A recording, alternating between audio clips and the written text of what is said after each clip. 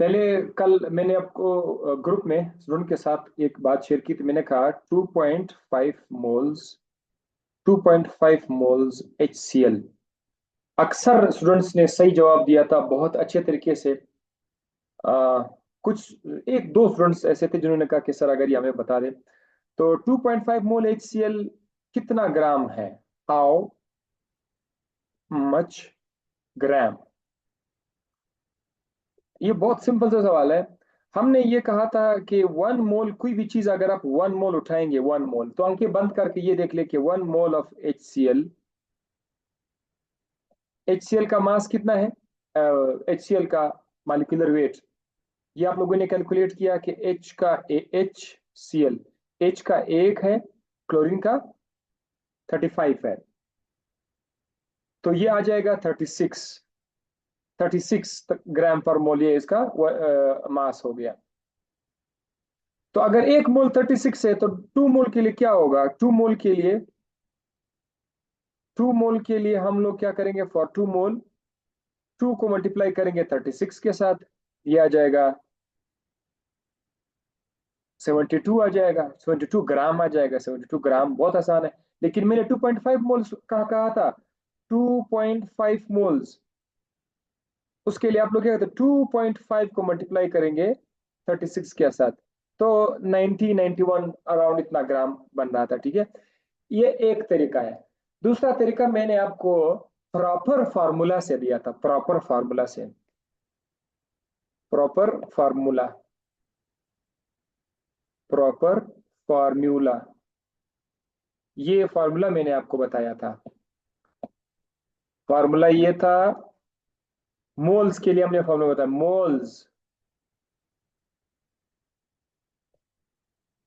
Moles का formula था given mass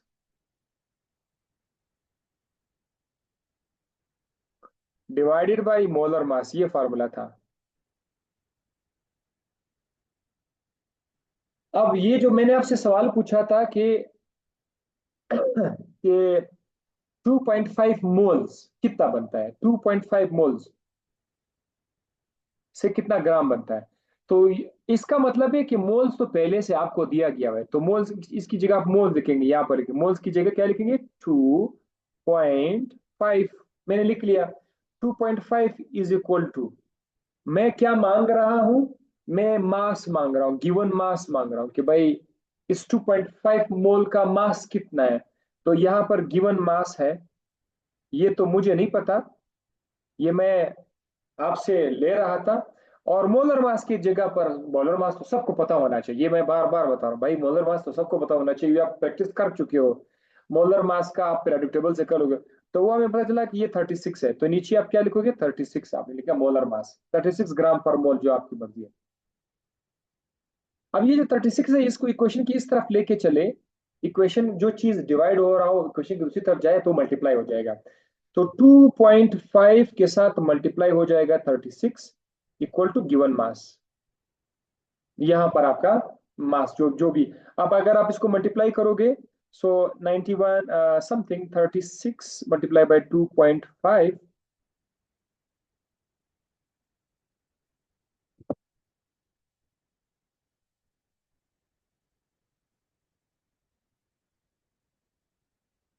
something 89, 90 की 90 91 प्रॉपर कैलकुलेटर से 90 91 इस तरह इसका आंसर आ जाएगा। ठीक है, 90 91 ग्राम। तो इस तरह से आ जाएगा आपका, ये आ गया आपका। किसी ने 90 ग्राम किया हुआ है, करेक्ट, फिर 91 ग्राम किया, करेक्ट। कैलकुलेशन हमने करनी है। ठीक है, बस आपने करना क्या था? 36 को मल्टीप्लाई करना था। सॉरी, ये मैंने 36 लिखा हुआ है, सॉरी, ये 35 होना चाहिए। 36, यस, हाँ। 36 को आपने मल्टीप्लाई करना चाहिए था किसके साथ? 2.5 के साथ, बात खत्म। अच्छा, अब मैं आप लोगों को कुछ और काम देता हूँ, ये भी आप लोग करके जरा भेज दें मुझे, अभी नहीं बाद में भेज दें, ठीक है। अम, ये आप लोगों के लिए टास्क है, क्योंकि ये जब तक ज्यादा आपका पक्का ना हो जाए ना, मजा नहीं आएगा। आप लोगों ने क्या करना है? 30 gram 30 gram water is equal to how how many moles, 30 gram में कितना मोल्स है वो आपने कैलकुलेट करके बताना है।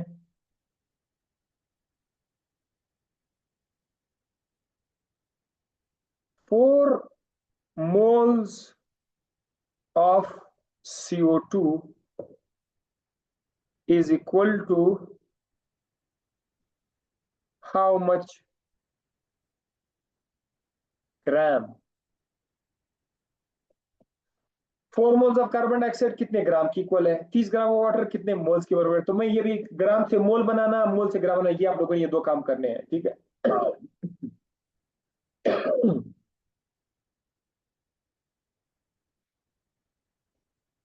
अच्छा ये हो गया। अच्छा अब हम आपको बताते हैं difference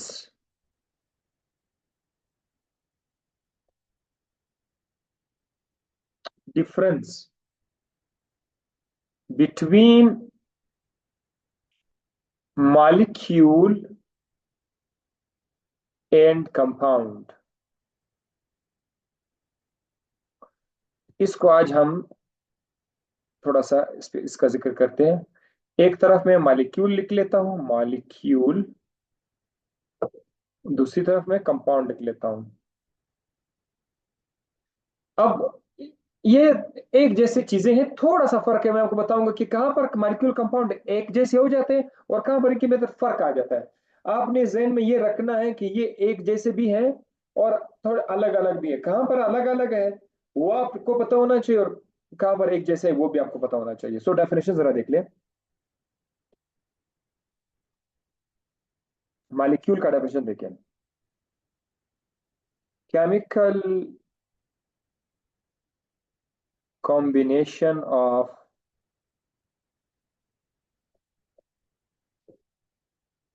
two or more than two atoms of, अब यहां से देखो, of same or different elements of same or different elements,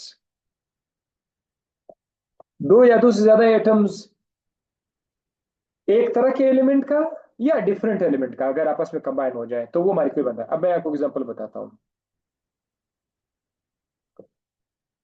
hydrogen का एक एटम है, ये अगर मिल जाए हाइड्रोजन के दूसरे एटम के साथ, तो ये मिल के क्या बनाएगा? ये मिल के बनाएगा H2 गैस, हाइड्रोजन गैस बनाएगा। हाइड्रोजन का एटम हाइड्रोजन का एटम के साथ मिलके हाइड्रोजन गैस बनाएगा। अब आप मुझे बताओ, ये जो एटम्स आपस में मिल गए हैं, केमिकली कंबाइन तो हो गए हैं, ये एटम्स एक जैसे एलिमेंट के हैं या डिफरेंट एलिमेंट्स के हैं? ये जो दो एटम्स कंबाइन हो गए हैं, या मुझे बताओ ये सेम एलिमेंट के हैं या डिफरेंट एलिमेंट के हैं? जवाब जल्दी जल्दी से दे दो ताकि मैं आगे चलता जाऊं। Of the same element, Sania same element, good, ठीक है। ठीक है Aryana, Mohammed, Malaika, same same same same, ठीक है जवाब सही है सबका, महविश का भी सेम। अच्छा अब मैं एक और एग्जांपल बताऊं। ये मॉलिक्यूल है, ये आपका है, ये क्या है? इसको आप क्या कह सकते हैं? ये आपका मॉलिक्यूल है, ठीक है, क्योंकि मॉलिक्यूल का डेफिनेशन में तो ये लिखा हुआ है। अच्छा अब मैं क्या एक और काम करता हूं, एक हाइड्रोजन लेता हूं और एक क्लोरीन लेता हूं, इनको आपस में कंबाइन कर लेता हूं। इस वक्त मैंने इसको बैलेंस नहीं किया हुआ है, इसको कंबाइन करता हूं, इससे बन जाता है HCl, बन जाता है HCl, बन जाता है। ये HCl आपका बन गया। ये HCl भी दो या तो ज्यादा एटम्स आप देख रहे हैं, दो एटम्स आपस में कंबाइन हो रहे हैं। लेकिन तो ये HCl भी क्या हुआ डेफिनेशन के एतबार से, जो मॉलिक्यूल का डेफिनेशन लिखा हुआ है कि उस डेफिनेशन के एतबार से ये HCl भी क्या हुआ? ये भी एक, ये भी मॉलिक्यूल है। लेकिन इस बार इसके जो एलिमेंट्स है वो डिफरेंट एलिमेंट्स है, ठीक है। हाइड्रोजन एक अलग एलिमेंट है, क्लोरीन एक अलग एलिमेंट है, सो डिफरेंट एलिमेंट्स। लिहाजा एक जैसे एलिमेंट के एटम्स या डिफरेंट एलिमेंट्स के एटम जब कंबाइन हो जाएंगे तो उससे बन जाता है मॉलिक्यूल। ये यहां तक हो गया मॉलिक्यूल, ठीक है। अब आप चलते जाओ, आपके जहन में जितने भी आ रहे हैं, कार्बन डाइऑक्साइड भी एक मॉलिक्यूल है, ग्लूकोज भी मॉलिक्यूल है, तो बस H2O भी एक मॉलिक्यूल है। सो ये सारी के सारी चीजें को हम लोग मॉलिक्यूल कह सकते हैं। कार्बन डाइऑक्साइड मॉलिक्यूल है, H2O मॉलिक्यूल है, NH3 अमोनिया, अमोनिया इसका नाम याद रखिए, अमोनिया ये भी मॉलिक्यूल है। सो बहुत सारे अब मॉलिक्यूल है। अच्छा अब कंपाउंड की तरफ आ जाते हैं। मैंने कहा था कंपाउंड मॉलिक्यूल बहुत क्लोज क्लोज है, लेकिन अब वो डिफरेंस आपको नजर आ जाएगा। कंपाउंड को हम इस तरह डिफाइन करेंगे। कंपाउंड क्या है? केमिकल कॉम्बिनेशन ऑफ टू और more than two atoms of. अब यहां से देखो, ये बिल्कुल यहां तक तो डेफिनेशन काली मॉलिक्यूल की तरह है। Of different of different elements is called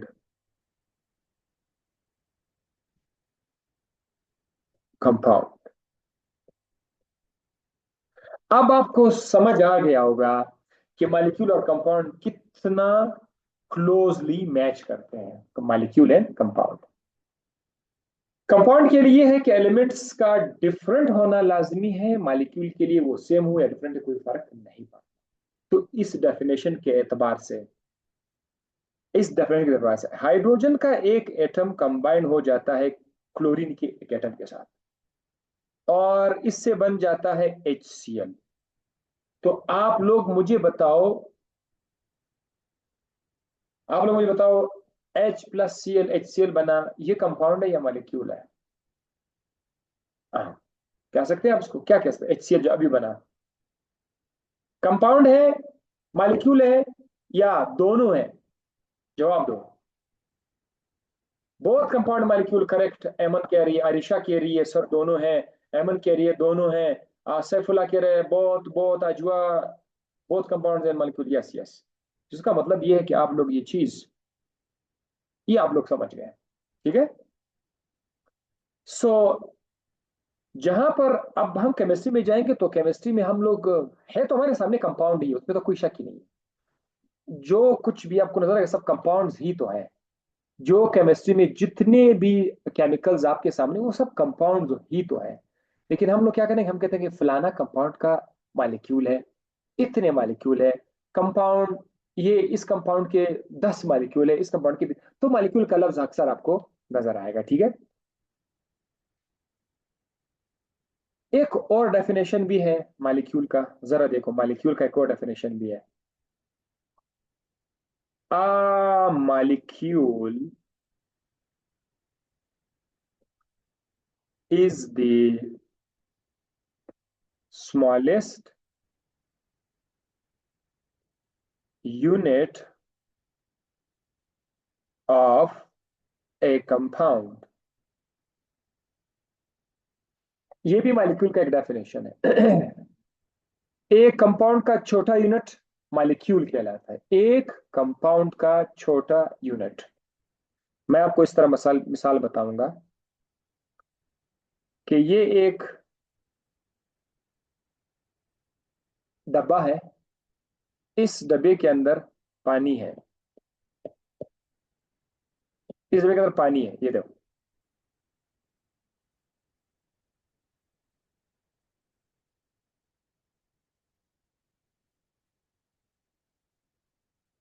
water.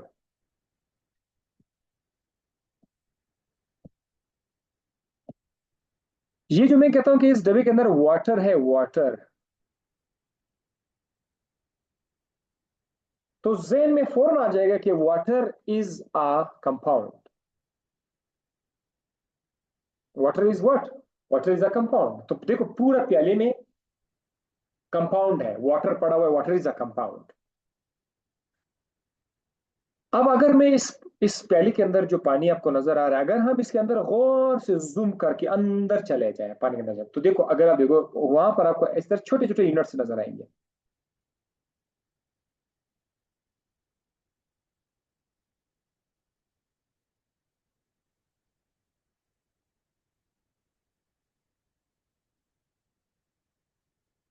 इस तरह से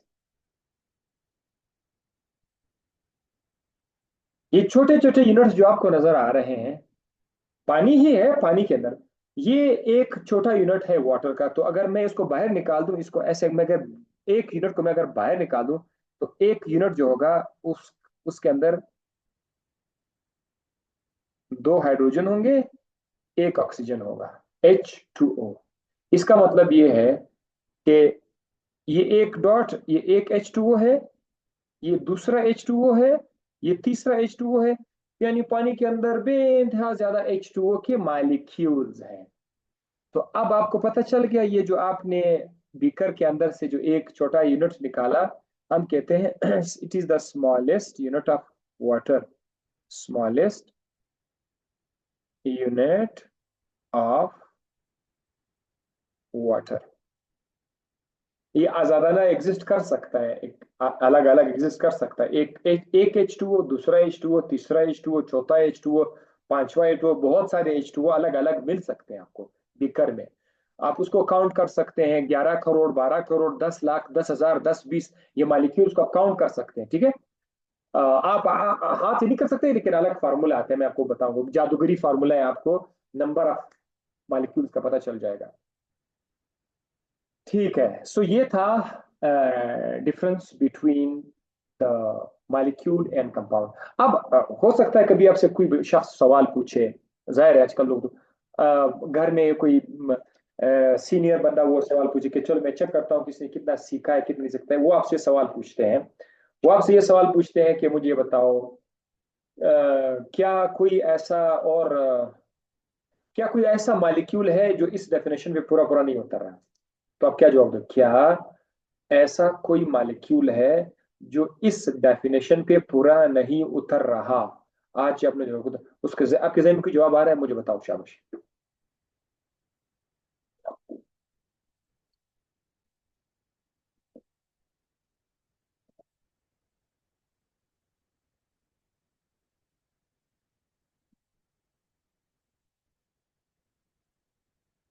But you said in the history lecture that molecule is a part of compound. Molecule is a part of compound.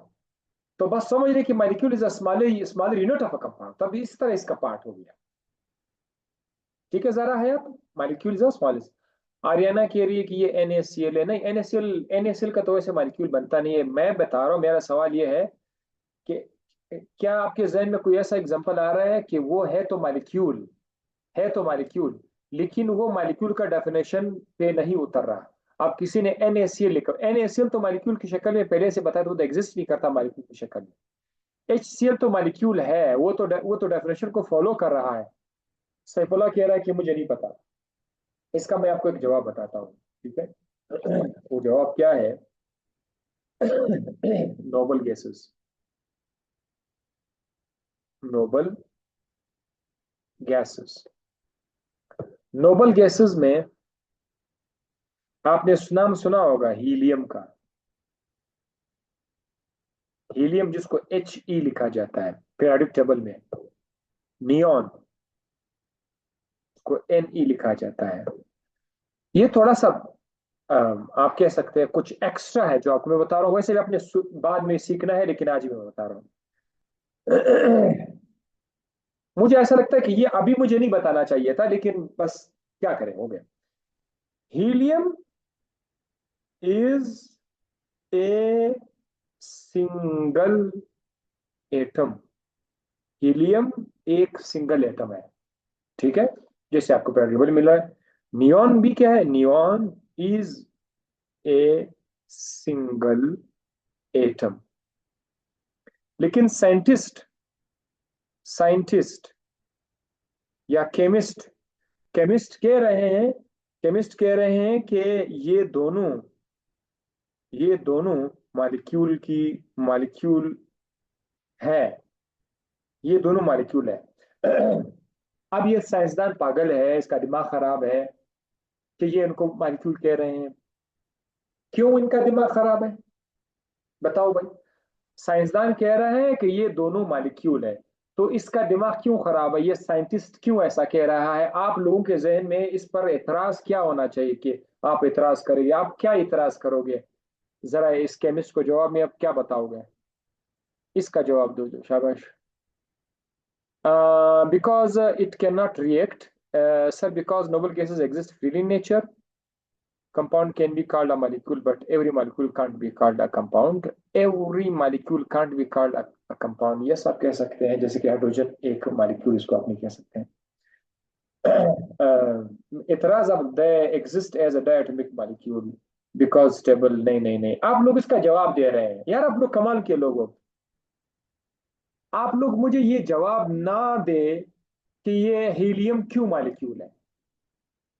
आप लोग इतराज करो, इस केमिस्ट पे इतराज करो कि हीलियम मॉलिक्यूल नहीं है, और वो बोलेगा क्यों नहीं। आप उसके क्यों का जवाब दो कि भाई ये मॉलिक्यूल कैसे हो सकता है। हमको तो सरादी ने ये बताया था कि दो या दो से ज्यादा एटम्स जब आपस में कंबाइन हो जाते हैं।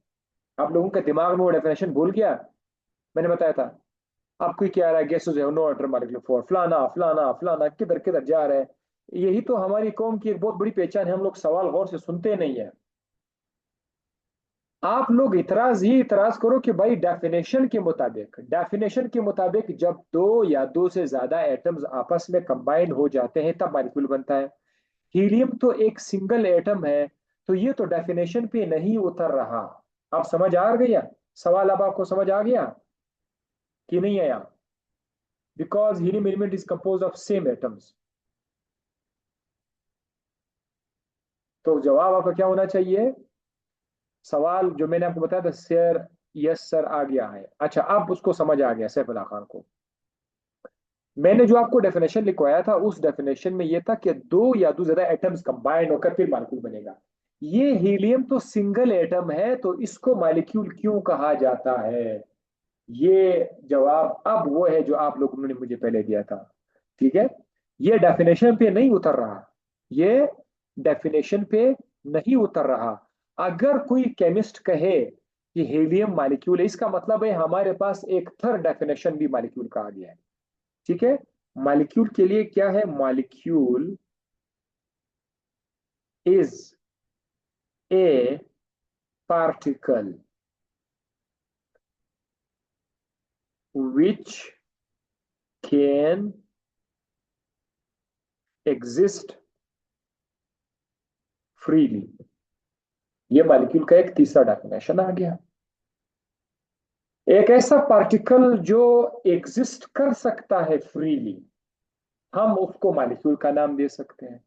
तो ये जो हीलियम आप देख रहे हैं ना, हीलियम का एटम, ये आपको अकेला मिल सकता है। हीलियम आपको अकेला मिल सकता है, तो इसीलिए हमने कहा कि helium is a molecule.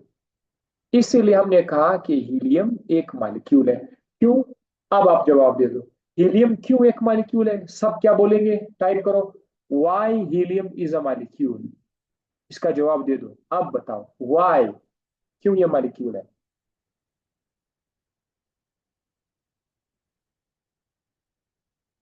Hmm, exist freely, exist freely, exist freely, yes, this is nice. अब आपका जवाब दोस्तों, ठीक है।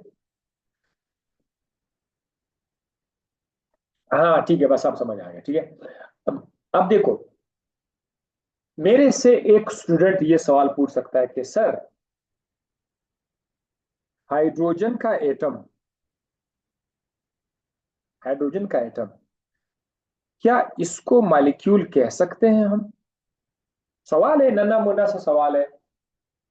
हाइड्रोजन एटम है, क्या उसको मैं मॉलिक्यूल कह सकता हूं? आप उसको क्या जवाब दोगे? हाइड्रोजन एटम मॉलिक्यूल है या नहीं है? हाइड्रोजन एटम बताओ। नो, नहीं है, नहीं है, नहीं है। ठीक है, हाइड्रोजन एटम क्यों एक मॉलिक्यूल नहीं बन सकता? हाइड्रोजन का एटम को आप क्यों, अब मुझे क्यों का जवाब दो। अब मुझे क्यों का जवाब जिसने दे दिया उसको मैं क्या बता। Yes, yes. अच्छा ठीक है, बिल्कुल बिल्कुल, आप लोग समझ गए। मैं जो चाहता हूं आप लोग समझ गए। हाइड्रोजन का एटम अगर आप अकेला छोड़ दोगे तो इतना रिएक्टिव है, ये किसी और के साथ जाके रिएक्ट करेगा, फौरन रिएक्ट करेगा। तो ये H2 मॉलिक्यूल H2 बनाएगा तब उसको मॉलिक्यूल है। हाइड्रोजन एटम की शक्ल में एग्जिस्ट नहीं करता। मैं इधर उर्दू में लिख लेता हूं। हाइड्रोजन एटम की शक्ल में फ्रीली एग्जिस्ट नहीं करता।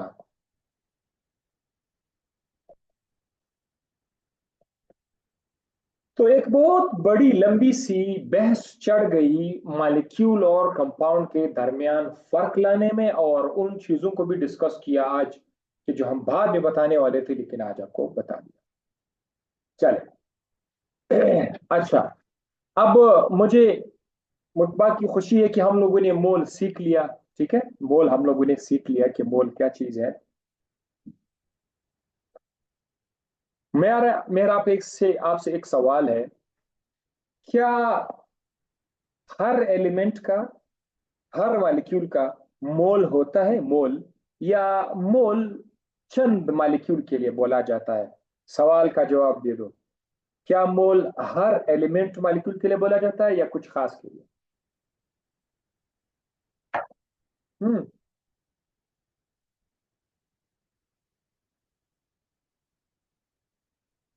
एवरी एलिमेंट, सबके लिए, हर एक के लिए, यस फॉर ऑल, सबके लिए। ताड़ियां। यस। ये जो लफ्ज मोल है, ये हर एलिमेंट के लिए, हर मॉलिक्यूल के लिए बोला जाता है। तो जो भी मॉलिक्यूल होगा, एलिमेंट को, उसके लिए मोल बोला जाता है। और मोल का फार्मूला आप सबको याद है, ठीक है? क्या फार्मूला था? Mole is equal to given mass upon molar mass. Hmm. अच्छा, ये समझ। अब हम एवो गैद्रोज नंबर की तरफ शिफ्ट करते हैं। एवो गैद्रोज नंबर एक नया टॉपिक है। ए वो गैद्रोज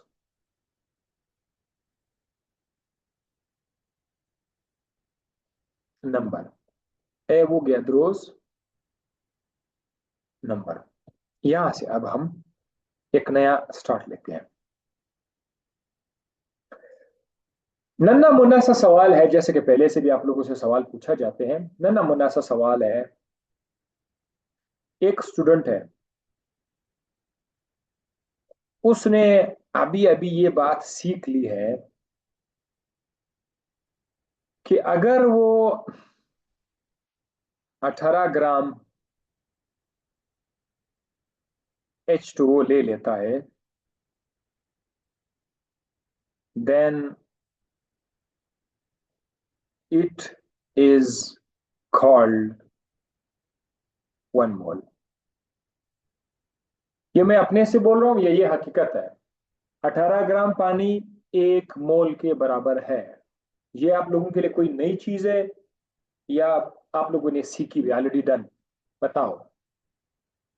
हकीकत है, हमने सीखी है। ठीक है, नॉट न्यू। ओके, तो ये डन हो गया है। अच्छा, अब इसी चीज के अंदर जो मासूमाना सवाल है, ये स्टूडेंट कह रहा है कि यह मैं चाहता हूं कि ये पता लगा दूं कि 18 ग्राम पानी के अंदर, अब ज़ाहिर है स्टूडेंट्स आस्ता आस्ता सीख रहे हैं। अभी अभी सरादी से वो लोग सुना कि भाई मॉलिक्यूल्स की अपनी तादाद होती है, करोड़, 10 करोड़, 5 लाख मॉलिक्यूल्स की तादाद होती है। क्या आपके जहन में ये सवाल नहीं आ रहा कि 18 ग्राम में या 2 ग्राम में या 5 ग्राम में कितने मॉलिक्यूल्स होंगे? How many molecules are there?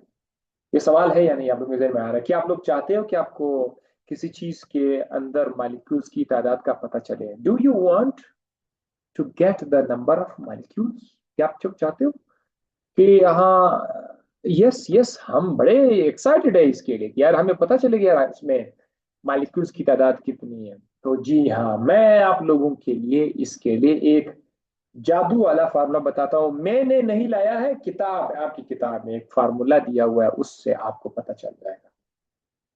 एक है इनडायरेक्ट तरीका, पागलों वाला तरीका, क्या अपना इलेक्ट्रॉन माइक्रोस्कोप में चेक करें कि इसमें कितने मालिक्यूल्स है, 1000 मालिक्यूल, 1 लाख, अपनी आंखों से देखो तो भाई पता है, अगर आप एक कतरा पानी उठाते हो ना, एक कतरा पानी, एक कतरा पानी, एक कतरा पानी, इसमें इतने मॉलिक्यूल्स है कि उसके लिए आप अरब खरब का लफ्ज इस्तेमाल नहीं कर सकते हैं एक कतरे में। मानना पड़ेगा, बहुत छोटे छोटे हैं, मानना पड़ेगा, ऐसा ही है, ये हकीकत है। तो इसको बंदा एक एक करके, एक एक करके कैसे काउंट करेंगे? जो अरब के अरब अरब मॉलिक्यूल्स होंगे, कैसे काउंट करेंगे? तो बहुत मुश्किल काम है ना। लेकिन साइंसदान ने हमारे लिए एक फार्मूला बनाया, एक नंबर बनाया। वो जो नंबर है वो बड़ा स्पेशल नंबर है, वो नंबर से हम तादाद मालूम कर सकते हैं। तो उसको, इस नंबर का नाम है एवोगैड्रोस नंबर। एवोगैड्रोस नंबर, जिसको हम लोग एन ए से शो करते हैं, एन ए से हम लोग उसको शो करते हैं, एवोगैड्रोस नंबर। अब आपको पता चल गया कि एवोगैड्रोस नंबर किस मकसद के लिए आया। मकसद का पता चला, किस मकसद के लिए आया, बताओ मुझे। एवोगैड्रोस नंबर किस मकसद के लिए आया, इसका जवाब जल्दी दे दे।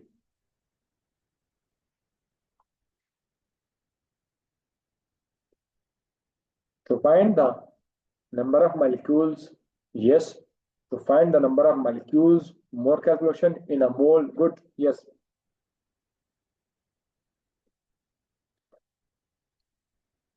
To find, to find the the number of molecules, molecules की तादाद को फाइंड करने के लिए ये नंबर आया। इसके अलावा और भी इसके फायदे हैं। नंबर ऑफ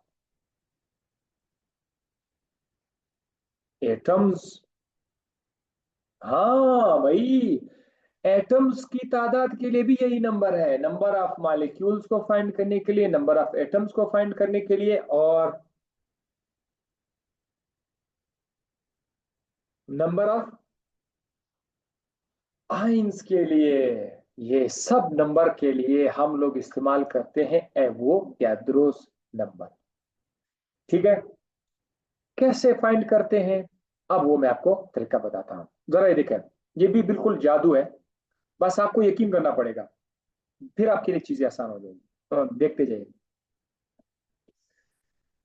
18 ग्राम H2O, जो कि एक मोल है, जो कि एक मोल है, इस एक मोल में 6.02 इंटू 10⁻³ मॉलिक्यूल्स होंगे। ये एक नंबर है 6.02 इंटू 10⁻23।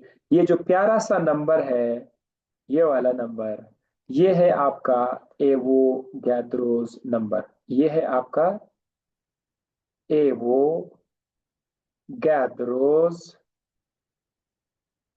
नंबर। बस आपको अब काउंट करने की जरूरत नहीं है। अगर आपको पता है कि 18 ग्राम वाटर है और ये एक मोल है, तो एक मोल में हमेशा 6.02 इंटू 10⁻23 मॉलिक्यूल्स होंगे। मैं दूसरा लेक्चर का लिंक आपको भेज देता हूँ, टाइम खत्म हो गया, ठीक है। दूसरा लिंक मैं अभी शेयर करूंगा आपके साथ। 40 मिनट खत्म हो गए, सो नेक्स्ट लिंक दोबारा